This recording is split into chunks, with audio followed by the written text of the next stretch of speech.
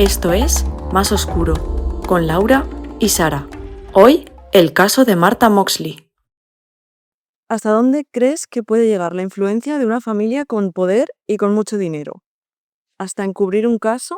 Imagínate que vives en el barrio perfecto, donde nunca pasa nada, y de repente una mañana tu hija de 15 años desaparece. Más o menos sabes a quién apunta todo, pero pasan los años y ves que no se hace justicia. Pues este es el caso de los Moxley. Es un caso que, aunque hay pruebas que nos pueden indicar quién es o quiénes son los culpables, pues al final es un caso que no fue resuelto como tal. ¿Empezamos? Empezamos. Pues estamos en 1975, en Greenwich, Connecticut. Los Moxley son John y Dorothy Moxley y tienen 2 hijos, que se llama también John, y el mayor, y Martha, la pequeña de 15 años. Viven en el barrio de Bellhaven y es un barrio con gente que tiene mucha pasta, ¿no? Donde viven pues, familias pudientes, casas que no son casas, que son más bien mansiones, piscina, pista de tenis. Chulísimo, vamos. Y ellos se acaban de mudar porque el año anterior ellos vivían en California. Y ahora, en 1975, llegan a Bellhaven y la hija de los Moxley, Martha, tiene 15 años, como habíamos dicho. Es una niña súper extrovertida, es muy popular en el instituto, saca buenas notas y enseguida se adaptó a la gente de allí, al sitio, y le gustaba mucho. Unos de los amigos del círculo de Martha son los hermanos Skakel. Son Michael, que tiene 15 años igual que Martha, y Thomas, que tiene 17. Estos hermanos vivían justo enfrente de los Moxley. Los Moxley vivían en el 21, pues los Skakel vivían en el 31 de la misma calle. Ellos no iban al instituto juntos, pero sí que salían juntos de vez en cuando por el barrio, y pues a veces se iba mucho Martha a casa de los Skakel. Eran amigos. Sí, eran amigos. Entonces nos vamos al día de los hechos. El 30 de octubre del 75, la víspera de Halloween, se celebra en Estados Unidos lo que llaman el Mischief Night, que es una noche en la que los adolescentes y los jóvenes de los barrios salen a la calle pues, a hacer trastadas, ¿no? Se lanzan huevos, tiran rollos de papel a las casas, lo típico. Entonces, ¿qué pasa? Que son más de las 12 de la noche y Dorothy, la madre de Martha, está preocupada porque su hija no ha vuelto a casa. Ella le había dicho que tenía que volver a las 10 y sobre las 10 sí que es verdad que Dorothy oye ruidos fuera de casa, oye como a un chico gritando y como unos golpes y unos perros ladrar. Pero al final van pasando las horas y Martha no vuelve a casa. Entonces, Dorothy se preocupa, empieza a llamar a sus amigas, nadie sabe dónde está, empieza a llamar a los vecinos, llama a los Skakel por teléfono y le dice que tampoco está con ellos, que no. O sea, coge el teléfono Thomas, que es el más mayor, el de 17, y le dice que no, que allí no está. Y bueno, así pasan la noche buscándola. El hermano de Martha, John, vuelve a casa, su madre le dice que su hermana todavía no ha vuelto a casa, y entonces empieza a buscarla con el coche por el barrio. Al final Dorothy se queda como en el sofá, esto que está dormida, que si no, y se despierta a las 2 o 3 horas, ya es el día siguiente por la mañana, se va al cuarto de Martha y ve que la cama está hecha, o sea que todavía no ha llegado. Entonces dice, vale, esto ya no es normal, vamos a llamar a la policía, y mientras hacen eso, lo que hace Dorothy es ir a casa de los Skakel, porque ella sabía que se solía pasar por allí, y dice, es que tiene que estar, o tienen que saber algo. Entonces se acerca a la casa y le abre la puerta a Michael Skakel, el pequeño, el de 15 años, sí. El que le había cogido el teléfono era Thomas, pero el que le abre la puerta de casa es Michael. Y dice que está como de resaca, o sea, que no se le ve muy fresco, se le ve como que se acaba de despertar también. Le pregunta que si ha estado con Martha o que si está allí, porque a veces sabía que iba a beber a su casa y a lo mejor pues dice, yo qué sé, se ha pasado con la bebida, no quiere volver a casa todavía. Se ha quedado allí. Sí. Entonces, Michael le dice que no, que sí que es verdad que estuvieron con ella anoche, pero que en su casa no está. Que luego él se fue ella se fue a su casa y que no sabe nada. Entonces, siguen buscándola por los alrededores hasta que ese mismo día, el 31 de octubre, una amiga de Marta, paseando por la zona intentando ver si puede descubrir algo, pues encuentra su cuerpo en el jardín de los Moxley. Vale, entonces, ¿qué ha pasado aquí? Pues llega la policía, empiezan a acordonar la zona y encuentran el cuerpo que estaba debajo de un árbol en la propiedad de los Moxley, detrás de la mansión a unos 20 metros. ¿Y por qué no ven el cuerpo? Pues porque, primero, es una propiedad súper extensa que a lo mejor, pues, si no te da por ir justo a ese punto, pues no La sabes, ves. claro, no la ves. Luego se ve que había mucha maleza y es la parte de atrás de la casa. Si a lo mejor la madre salió por la parte de delante, pues Ya. no llegaron a ver. Luego, la policía cuando llega tardan un momento en identificar el cadáver, porque se ve que la escena era brutal y había muchísima sangre, entonces ni siquiera se le distinguía el color del pelo. Además, había un camino de sangre desde donde habían encontrado el cuerpo hacia la entrada de la carretera de los Moxley, de la casa de los Moxley.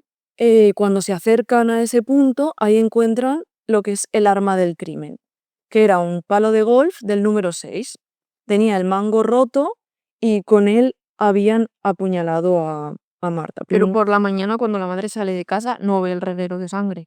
No, ella no lo ve. Se ve a lo mejor que eran muy pocas gotas o a lo mejor pues está en el momento, está pensando dónde está mi hija y no se da cuenta, claro. Entonces, saben que eso es lo que ha causado la muerte, aunque no tienen la autopsia todavía, y la policía empieza a rastrear la zona y ordenan la autopsia del cuerpo. La autopsia dice que Marta murió entre las 9:30 y las 10 de la noche del 30 de octubre, la misma noche que salió con sus amigos. También dice que no fue asaltada sexualmente y a partir de aquí, con la autopsia y el arma del crimen, se sabe que ha sido un homicidio y ya empiezan a investigarlo como tal. Empiezan a ver de dónde puede venir el arma del crimen y eso les lleva hasta la casa de los Skakel, hasta el garaje de los Skakel. Resulta que ahí tenían un set al cual pertenecía el palo de golf del número 6. O sea, el palo que faltaba era suyo. Y entonces, ¿qué pasó esa noche? Marta, la noche del 30, salió de casa por la tarde con los amigos. Estuvieron por el barrio, se fueron a comer helado y sobre las 9:15, según cuentan los amigos que estaban con ella, decidieron pasarse por casa de los Skakel. Allí estaban Michael y Thomas. Se ve que a Marta, por lo que dicen los amigos, como que le gustaba un poco el Thomas, el mayor, el hermano mayor. Entonces, Thomas y ella empiezan como a tontear, empiezan a besarse y Marta se queda con ellos y los amigos dicen, si es que ya no pintamos nada aquí, pues nos vamos. Y los dejan. Cuando la policía habla con los Skakel, ellos sí que admiten que estuvieron esa noche con Marta.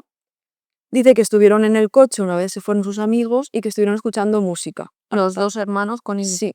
Los dos hermanos dice que estaban en el coche escuchando música hasta las 9:30. Un poco raro, ¿no? Si eran amigos. Y entonces vinieron otros 2 hermanos Skakel, porque en total eran 7 hermanos más mayores, y les pidieron el coche. El coche era el coche familiar. Porque querían ir a casa del primo para ver un show, los Monty Python, el espectáculo de los Monty Python.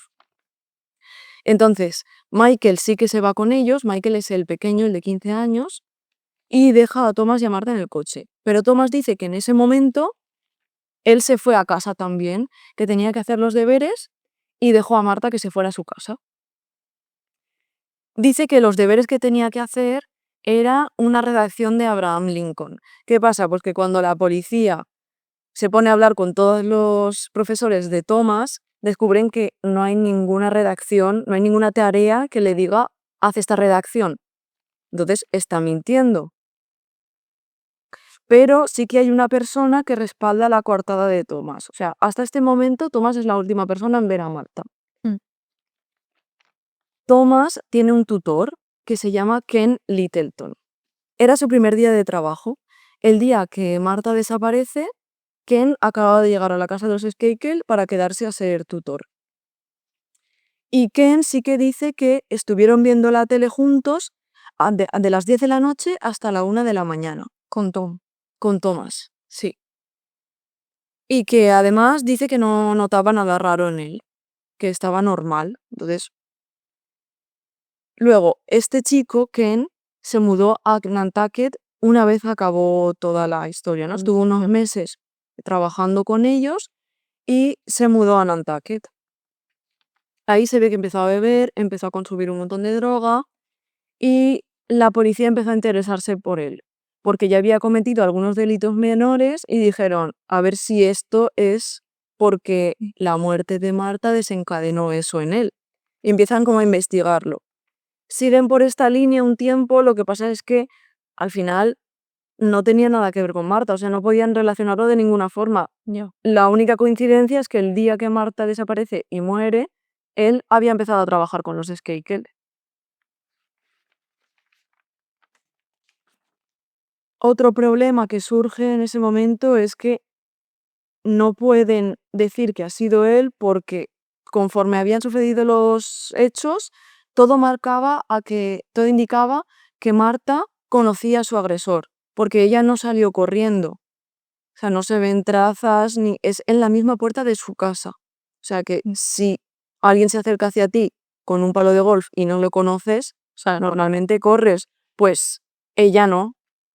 Muchos años más tarde, Ken Littleton, el extutor de los Skakel, cuando ya no trabajaba para ellos, él sí que diría que unos días después de la muerte de Marta, se encontró en el suelo cerca de la casa de los Skakel una ardilla aplastada con un palo de golf. El palo de golf estaba al lado. Además, la ardilla estaba crucificada en el suelo del jardín, en el césped, con unos clavos que se utilizan para jugar a golf.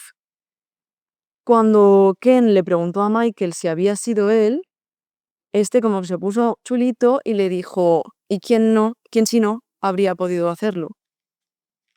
Y por último, sobre Ken, la mujer de Ken contó muchos años más tarde que el investigador que llevaba el caso en los años 90 le había pedido que mintiera sobre la coartada de Ken y le había pedido que lo culpara del asesinato. Ahora, ¿quién incitó a ese investigador a decirle a la mujer que mintiera? Pues ahora lo veremos. ¿O no? Por otro lado, el diario de Marta, la policía empieza a investigarlo y encuentran varias cosas como que involucran a los hermanos Skakel. Una de las entradas es del 12 de septiembre y dice, fui en el coche con Thomas y Michael. Estaba sentada casi en las piernas de Thomas y él ponía su mano sobre mi pierna. Otra entrada del 4 de octubre de ese mismo año, todas son del 75. Dice, fui a una fiesta. Tom S. estaba siendo un imbécil. Me rodeaba con los brazos y hacía movimientos. Y luego lo más fuerte, también en septiembre de ese mismo año, Marta escribe, Michael estaba completamente borracho, estaba siendo un gilipollas. Me decía que le estaba dando falsas esperanzas a Thomas. Está sacando conclusiones precipitadas. De verdad, tengo que salir de ahí. Como refiriéndose a que tiene que dejar de quedar con ellos o tiene que salir de esa situación. En este momento, a los investigadores todo les lleva hacia los hermanos Skakel. Pero es que ni se registra la casa de la familia, ni se siguen investigando como sospechosos, se mira más a fondo sus coartadas, no. Además de que la policía no tenía mucha experiencia en el caso, porque en Belhaven como que nunca pasaba nada, ni siquiera tomaron muestras de ADN porque en ese momento no se trataban, todavía no se había descubierto que podría servir como prueba y no se había descubierto que el ADN involucraba a una persona. Entonces esas pruebas no se guardaron y luego había algo más por lo que la policía no pudo investigar. Y es que los Skakel estaban directamente relacionados con una familia con mucho poder en los Estados Unidos. Entonces, ¿quiénes son los Skakel? Los Skakel son una familia muy adinerada de Belhaven, tienen 7 hijos, entre ellos Thomas de 17 y Michael de 15 en el momento de los hechos. La madre de ellos se murió hacía un par de años y el padre por trabajo pues viajaba un montón. Así que los niños, adolescentes más bien, pasaban mucho tiempo solos. Y su casa era siempre el punto de encuentro para pues, fiestas y Mm. demás. Los Skakel están relacionados con los Kennedy porque su tía, Ethel Skakel, estaba casada con Robert Fitzgerald Kennedy, que es el hermano de JFK, de John Fitzgerald Kennedy, el que fue presidente de los Estados Unidos. Además, los Kennedy estaban en deuda con los Skakel porque durante mucho tiempo les habían prestado dinero. Los Skakel tenían una mina, el abuelo de los Skakel había hecho mucho dinero con esa mina y pues hasta entonces estaban financiando sus campañas de los Kennedy, prestándoles dinero para sus negocios, lo que necesitaran. Eran como su banco. Luego, los Kennedy no quería que su familia se viera involucrada en ninguna polémica y menos en un crimen como estos. Así que se dice, se cuenta, se rumorea que utilizaron su influencia y su poder para entorpecer la investigación. Por eso, aunque Thomas fue el último en ver a Marta y dirías, te han pillado que no tienes la coartada que decías, aunque su tutor lo estaba respaldando, deberían haberlo investigado más. Pues no, solo se le tomó testimonio y no se siguió por ese camino. Sabiendo esto, si volvemos a la investigación, el padre de los Skakel, Ruston, enseguida ve que sus hijos pueden ser acusados y dice, pues no, voy a dejar de colaborar con la policía y voy a impedir el acceso a los registros escolares y mentales de Thomas y de Michael, porque además habían sido chicos súper problemáticos. Michael había tenido encontronazos con gente en su instituto y Thomas también llegaba a pegar a compañeros. Entonces, a partir de aquí, el caso se convierte en un cold case, en un caso frío, durante más de 15 años y no se vuelve a saber nada hasta 1991.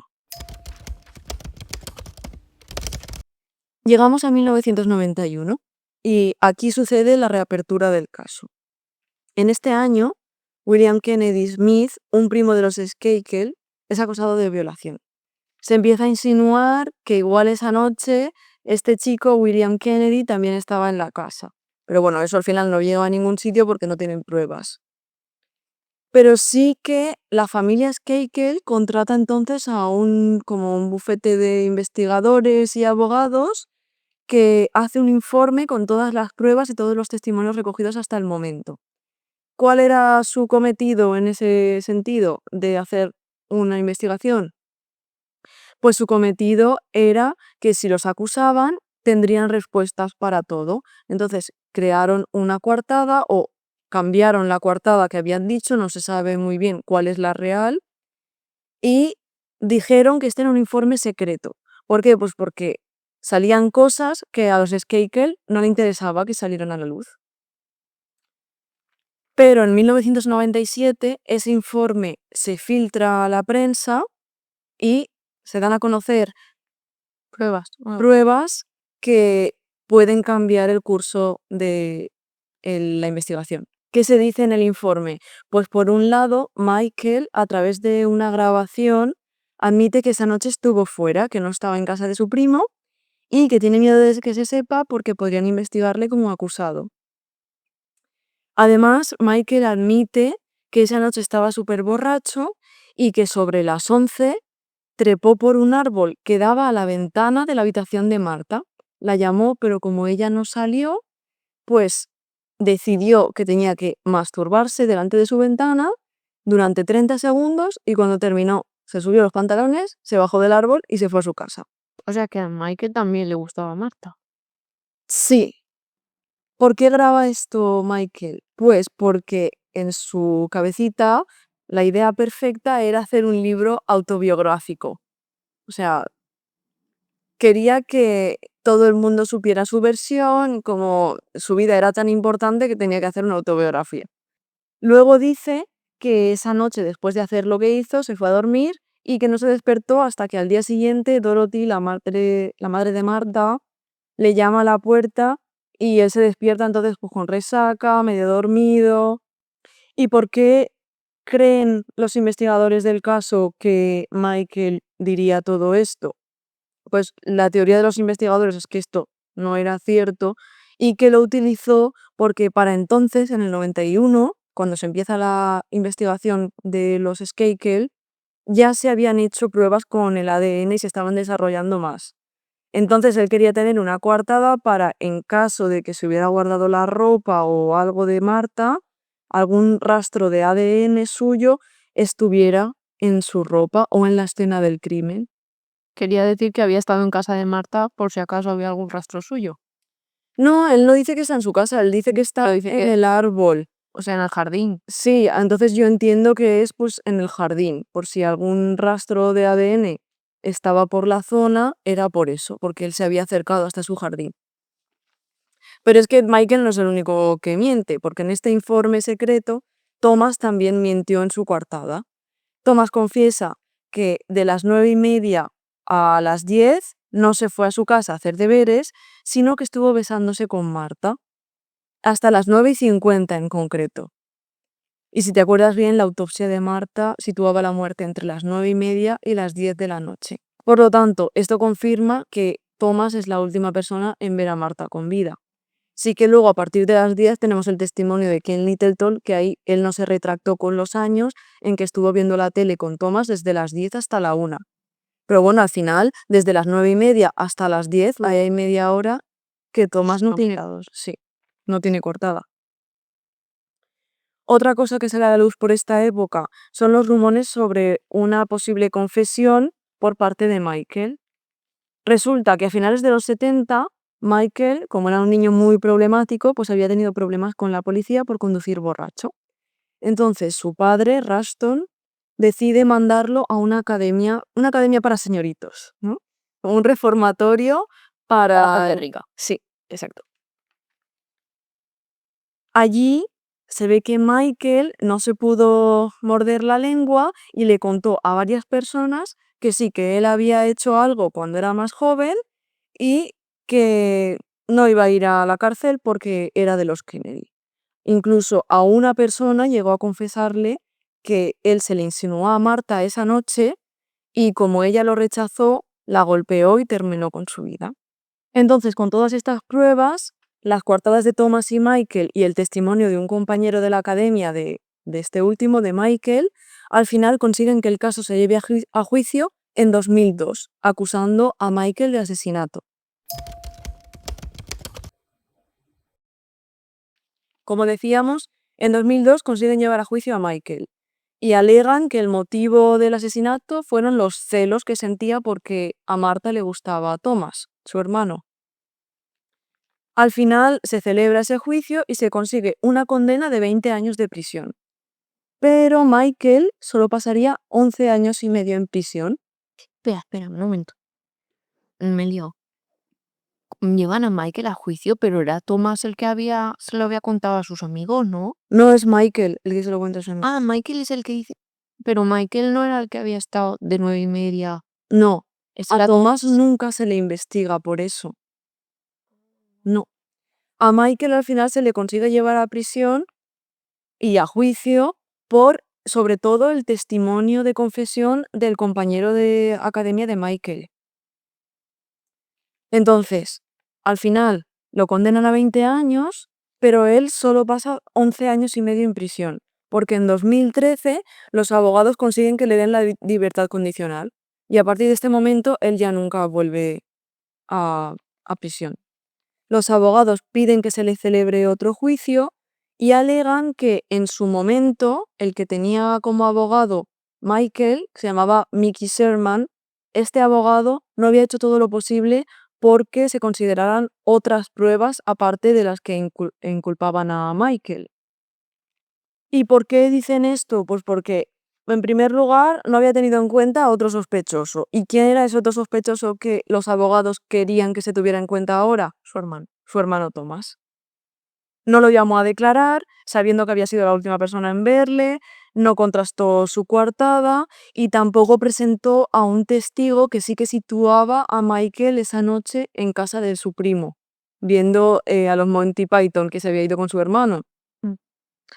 pues eso como que lo obviaron y, claro, eso podría haber sembrado la duda en el jurado, ¿no? Sí. Pues el juez está de acuerdo con todo esto y decide que se va a revocar la condena. ¿Qué significa? Pues ya no solo que Michael está libre y ya no tiene que volver a prisión, sino que ahora es inocente, que no hay un culpable de la... No vuelven a celebrar un juicio, solo... De momento no se vuelve a celebrar juicio. Eso es lo que pasa en 2013 a partir de que él sale. Luego, la fiscalía sí que intenta, a partir de 2013 y hasta 2020, que se vuelva a celebrar otro juicio, intentan recuperar pruebas nuevas, pero es que es muy ¿Contra Michael o contra los- Michael y contra lo que salga, pero es que no consiguen. En 2020, después de varios intentos por parte de la fiscalía para volver a juicio, el estado de Connecticut anuncia que no va a volver a juzgar a Michael Skakel por la muerte de Martha Moxley. Tampoco se consigue llevar a juicio a Thomas porque nunca tuvieron pruebas que le incriminaran. Y entonces el caso en 2020 se cierra. Desgraciadamente ya no se vuelve a abrir, no hay pruebas nuevas y no hay mucho más que contar sobre este caso. Voy a terminar leyéndote una cita del diario de Marta de ese mismo año. 1 de enero de 1975. Querido diario, hoy es el último día de 1974. El 74 ha sido uno de los mejores años de mi vida. Bueno, espero que 1975 sea igual de bueno. Por Dios. Y bueno, ahora vamos con las teorías del caso. Hay una teoría que no te he mencionado hasta ahora, pero que pasa en 2003. Y es que aparece una persona que se llama Tony Bryant, que dice que en 1975 dos amigos suyos de Brooklyn estuvieron en Bellhaven la noche en la que Martha murió. Este chico dice que querían hacer una locura en el vecindario. Dice que él condujo hasta allí, los dejó y se fue. Y además que no era la primera vez que iban a Bellhaven y hasta que conocían a Martha de vista. Luego dice que le confesaron el crimen, aunque sin mencionar el nombre de Martha.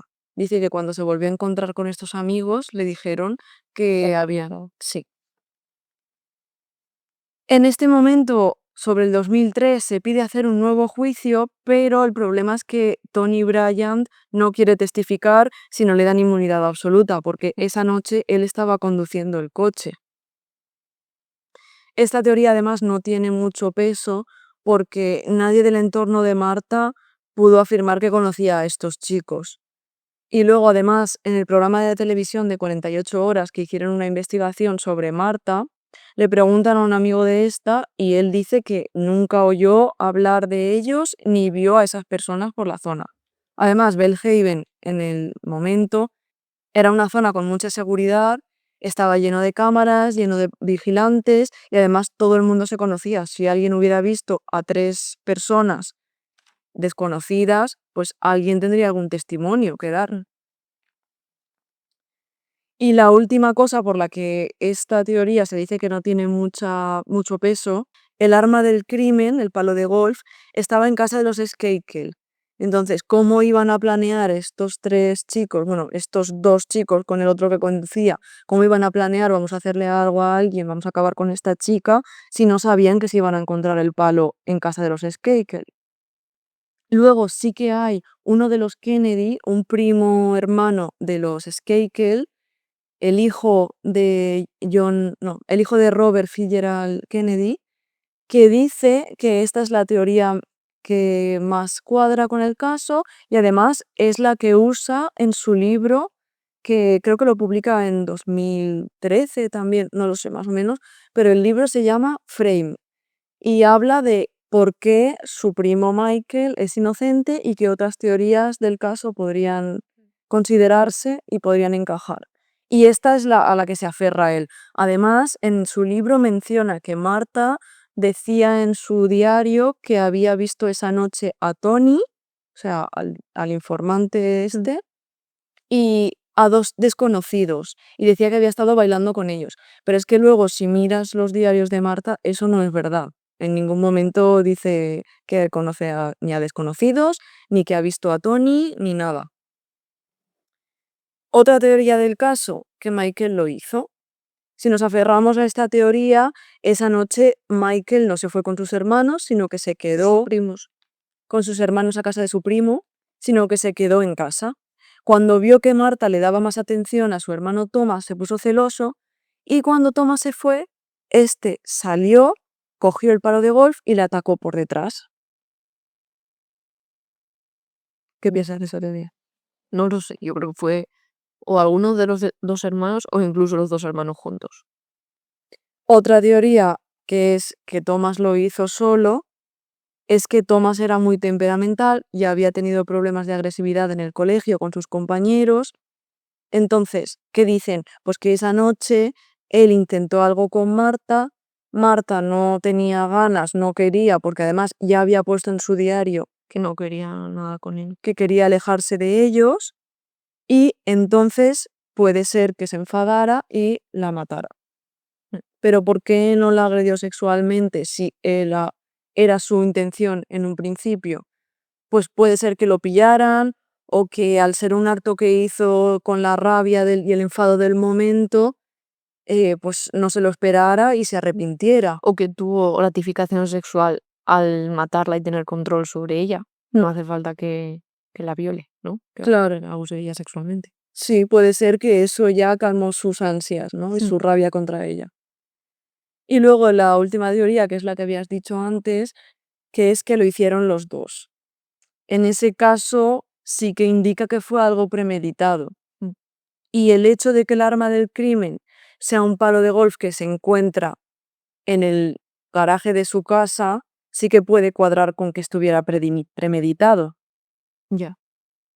Sí, porque tendría que haberse peleado con ella, haber vuelto a su casa, coger un palo de golf, volver a casa de ella y entonces matarla en el jardín, ¿no? Claro, bueno, pero esta teoría lo que dice más es que ellos dos estaban ya planeando días antes por eso- que esa noche... Por eso digo que si no fuera premeditado, es un poco raro volver a tu casa, coger un palo de golf y volver y que ella siga en el jardín. Sí, claro. No sé. Y bueno, pues hasta aquí el caso de Martha Moxley. Ya está. ¿Está bien? Sí.